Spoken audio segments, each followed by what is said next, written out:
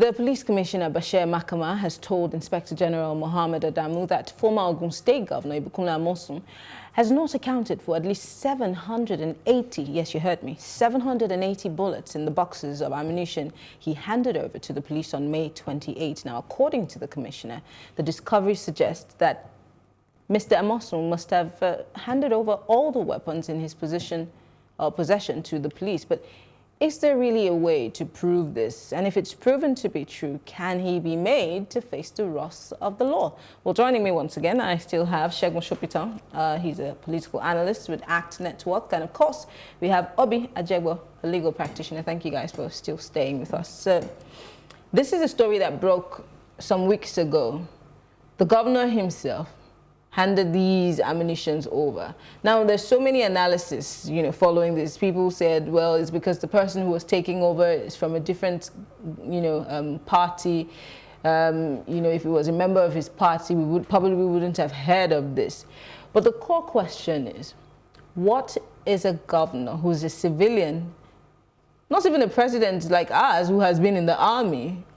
I mean, it's inexplicable why those ammunitions were found in a government house in the first instance. Now, the story had died up until the commissioner came up with this situation saying one of the boxes were already open. So what happened to this ammunition? You're a lawyer, Obi. I'm wondering why this case is, nobody's screaming about it. Even, I always put the NBA on the chopping block here. How come nobody's raising alarm on this issue? And somebody seemed to have been building an army.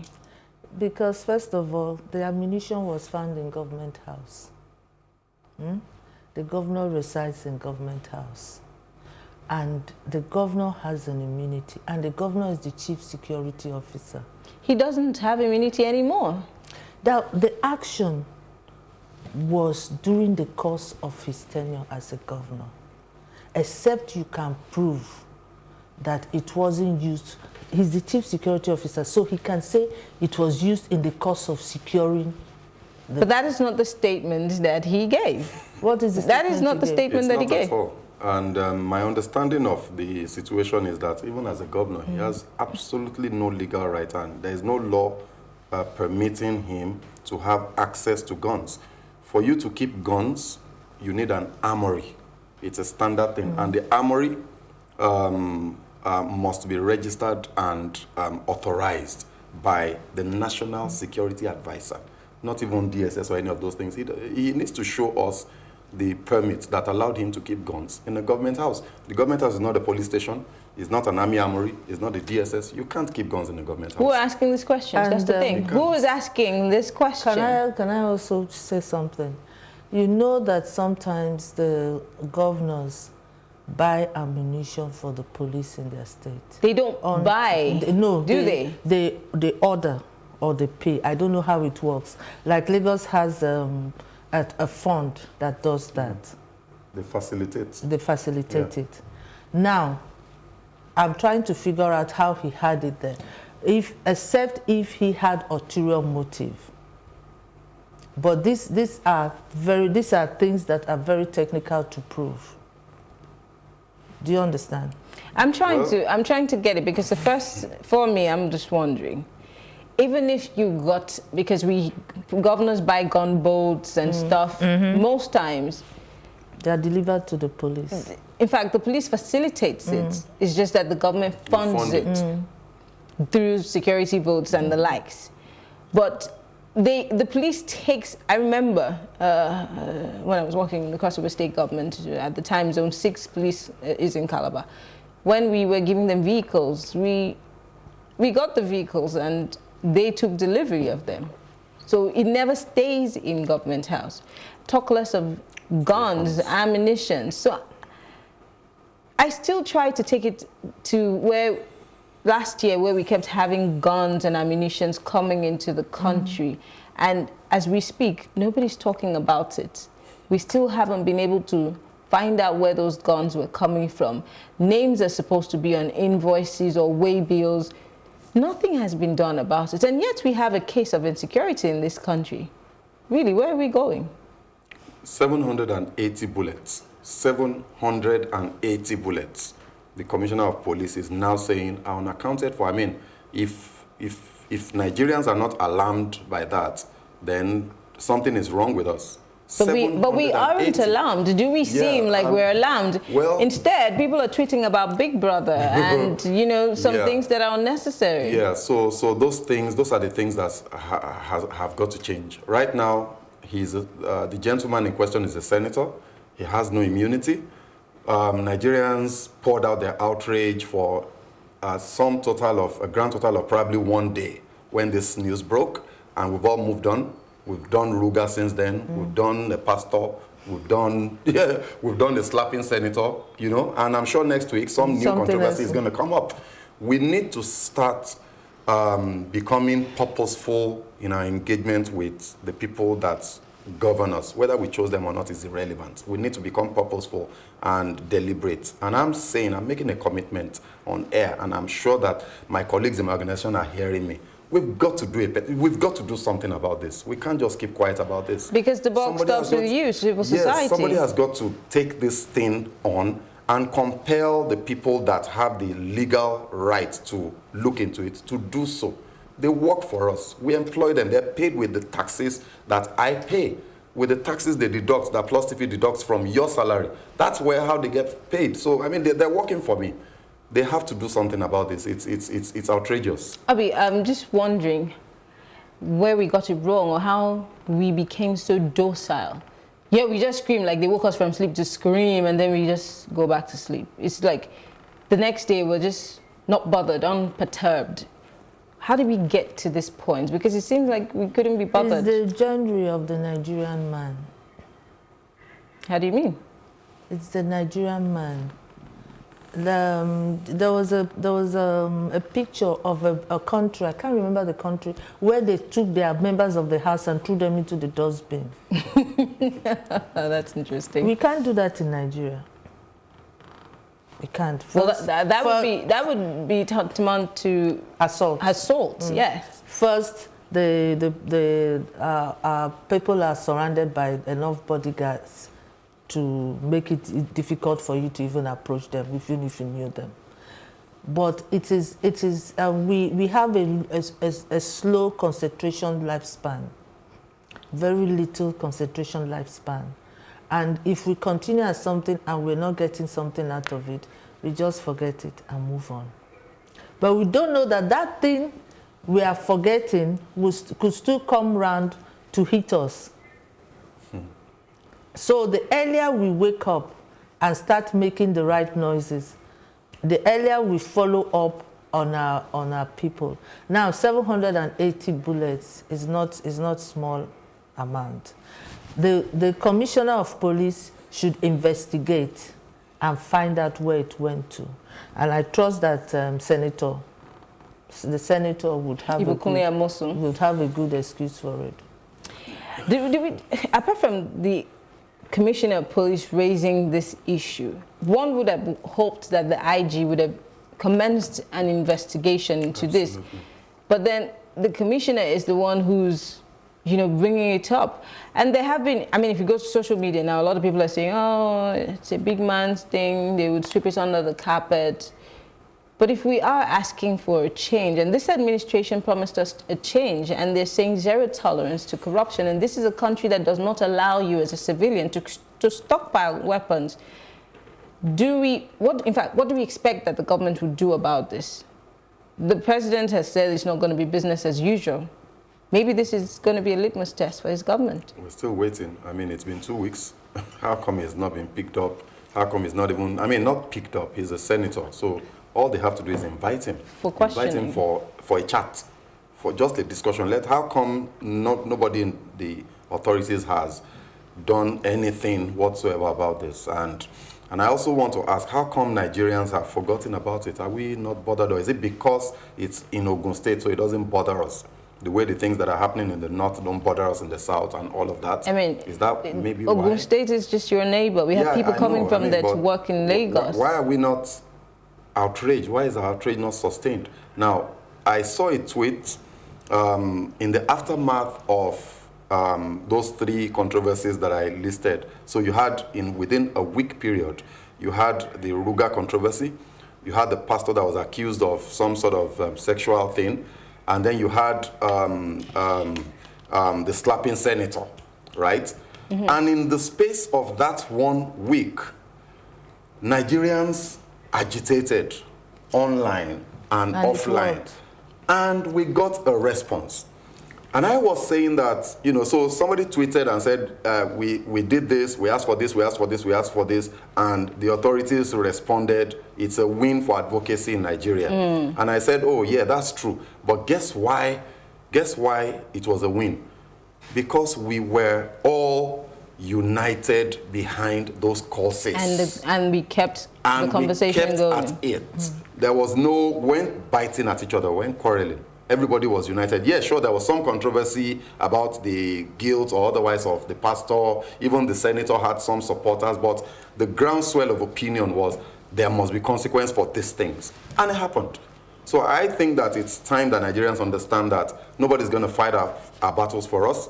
We need to we need to galvanize ourselves behind a common purpose, and that purpose has got to be the progress of Nigeria. We need to stop looking at things from ethnic prism. We need to stop looking at things from the religious prism. We need to stop looking at things from regional prism. We need to understand and agree that Nigeria is for all of us, and if we don't fight for the future of this country, nobody will, as we are seeing in the case of this senator in Ogun State, because, you know, he's done what he's going to do. It's obvious that this thing, to even legal analysts, one of your panelists here has done a very thorough analysis, Mr. Jiti Ogunye, has done a thorough analysis of the legal provisions surrounding this thing, and yet nothing has happened. So it's not going to happen until we act. I have a question for you too. We have a senator, well, a governor who is surrounded, who has an attorney general, and who is surrounded by people. I would believe that before he took that action, he would have consulted and asked, can I do this? Can I do this? What are the consequences? What are this? You see, it is, I will not come up here and say that a governor who has people that are, who would have like a son or an attorney general there would do such a thing without having consulted. So what I would suggest the government does is, if it is the IG himself that should set up a commission of inquiry and they investigate it and look into it, and let Mr. Governor come out with it, because there must have been some correspondences before you buy such ammunition. You know, it's not like buying a car. Even a car, there are still some correspondences. Then ammunition, guns, and all these things. There must have been some correspondences. There must have been some legal advice. That is what I want to see. That is what I want to know before I put anybody on the chopping block. Finally, the percentage of young people in this country, going back to what Segun said, is higher than the percentage of low people. So we have more people with renewed vigor, energy. These are people who are supposed to be in the forefront of this fight. But they prefer, and this is not, I'm not trying to generalize, but the more of the people we hear who have a strong voice do it on social media. When you say, hey, let's hit the street, hey, let's have an event and call these people like a town hall, nobody shows up. In fact, they ask you, are they going to give us thanks for coming? So why, in other climes, the young people are the ones who are hitting the streets? And the case of Hong Kong, in Sudan, I mean, these people, they literally sat out or sat in. How come in Nigeria, the case is the reverse? You see, let's put it, my parents, most of our parents went to school the hard way. So they knew what it was to earn a living. My generation started the generation of the pampered, undeserving people. So you can imagine, in my generation, maybe I used to enter bus. Now, would I now let my child enter bus? Now, when you have children that you've pampered, and then that is why when people like the girls say they're not going to leave much inheritance for their children, I understand where they're coming from. These children that are upcoming, immediately they leave, most of them, they go to choice universities, their parents get them work and all this thing. They don't have the zeal, they don't have the fire to take up something and say, let me do this. except if you're a parent that says, no, you have to end this, you have to do this, you have to do that. That is number one. And number two, in church one day, one young man was saying that there are not much avenues for them. I told him there are still places that do masters. You just have to do masters and give scholarships. You just have to look and look well. So that's number two. And number three, they are so afraid of, okay, let us go on a peaceful walk. First of all, they need to get a permission from the police before they can do that peaceful walk.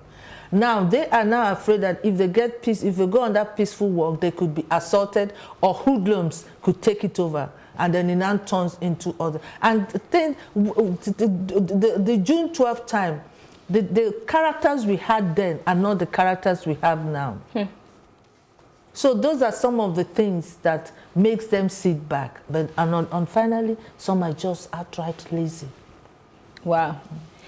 They're coming for you. They're coming for you. With Buhari on the lazy Nigerian youth? I'm just saying. But well, thank you so much for coming, Obi Ajegbo and Segun Sopitan. Thank you so much. I'm guessing we'll just keep our fingers crossed and watch the story develop if it develops. All right. Nothing would happen. We'll take a short break for our Plus package, and when we return, I'll be giving you my take. Stay with us.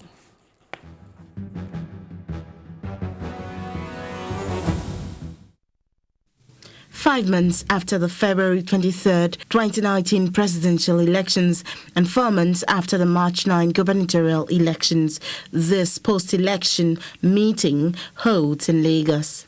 The INEC chairman meeting with reg of the 36 states and the FCT. The goal is to fix the loopholes witnessed during the election. You know, press conference after press conference, news briefing after news briefing before the election. The Commission consistently said that the conduct of party primaries for the 2019 general elections was the most acrimonious in the history of our elections. The electoral umpire here identifies 14 challenges that plagued the just concluded elections, top of which is the issue of logistics and transportation for electoral materials on election day. To this end, there is a new resolve, a solution provided. You may have issues with transportation. Only remaining issue is getting the support of our stakeholders like the National Union of Road Transport Workers and the politicians themselves. But we need to improve on our processes. We agree we need to start early, and we have started planning for Kogi and Bayelsa very early. Mike Igini, the Commission's resident electoral commissioner for Akwa Ibom, emphasizes the need for stock taking after the elections. We have a duty to sit down, look at what has happened, what we have failed to do, and the role played by political actors in Nigeria. They are the ones that have undermined the process. All right? And in the conversation that's ongoing, they will not be part of. They won't be part of it, because all the things that happened, whether in the area of security, failure of security, the issue about thuggery, issue about vote buying, and every other behavior that were associated, they are by the political class, the elites. With Bayelsa and Kogi elections just a few months away, INEC says its plan is to administer only credible polls. Well, that's exactly why we're gathered in Lagos today, to review what has been done, to see those things that were done very well, and to see if they can even be improved.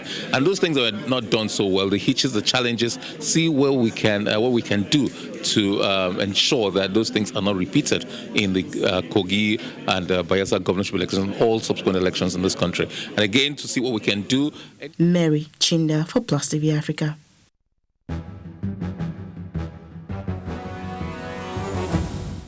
Well, it's time for my take. Now, every country needs its cabinet, especially when a president is sworn in. Everybody looks forward to who is going to take up what portfolio, because, of course, we want the nation to keep grinding, but not to a halt, of course. And there is no vacuum in government. We do not want to be, in limbo. And that's why there's pressure on Mr. President. Mr. President, yes, we know there's pressure on you, but we need our government to start working. Yes, and we cannot do that if we do not have our ministers in place or in office to spin the wheels of things. The economy is actually on hold, waiting for this to happen. Yes, we know that there's a national economic team, but we need more people to get into these offices to do their jobs. So if we're putting pressure on you, it's because, we're also under pressure. We need things to start rolling out. So let's look forward to who those people are going to be. Hopefully, they will be able to deliver.